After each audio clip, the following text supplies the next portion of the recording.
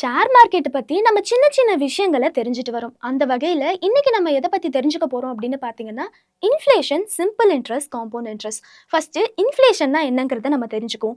இன்ஃப்ளேஷன்ங்கிறது இப்ப நீங்க ஒரு பொருளை ₹100 கொடுத்து வாங்குறீங்க அப்படின்னா 5 வருஷம் கழிச்சு அந்த பொருள் அதே ₹100 கிடைக்குமான்னு கேட்டா கண்டிப்பா கிடையாது. அது ஒரு ₹500 கூட கிடைக்கலாம். ஸோ இங்க பணத்தோட வேல்யூ வந்து ரொம்ப குறையுது. இதுதான் இன்ஃப்ளேஷன் சொல்லுவாங்க.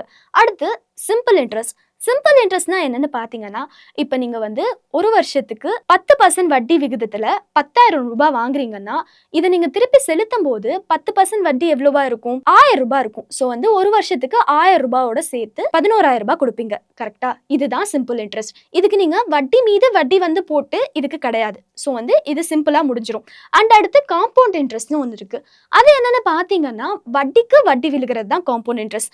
இப்போ அதே மாதிரி ₹10,000க்கு 10% இன்ட்ரெஸ்ட் தான் நான் கடன் வாங்கியிருக்கேன்.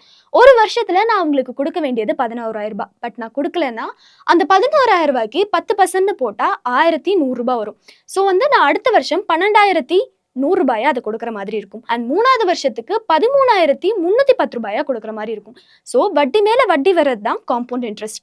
அண்ட் இது ஷேர் மார்க்கெட்ல எப்படி ஒர்க் ஆகுது அப்படின்னு பார்த்தீங்கன்னா, நீங்க வந்து காம்பவுண்ட் இன்ட்ரெஸ்ட்டா அப்படி குடுக்குறீங்க அப்படின்னா, உங்களோட நீங்க இன்வெஸ்ட் பண்ணியிருப்பீங்க. அது ரிட்டர்ன் கிடைக்கும்போது, அது மறுபடியும் இன்வெஸ்ட் ஆகி மணி வந்துட்டு பெருகும். இந்த சிம்பிள் கான்செப்ட்ட நீங்க அண்டர்ஸ்டாண்ட் பண்ணிக்கிட்டீங்கன்னா, நீங்க இன்வெஸ்ட் பண்றது இன்னமுமே ஈஸியா இருக்கும்.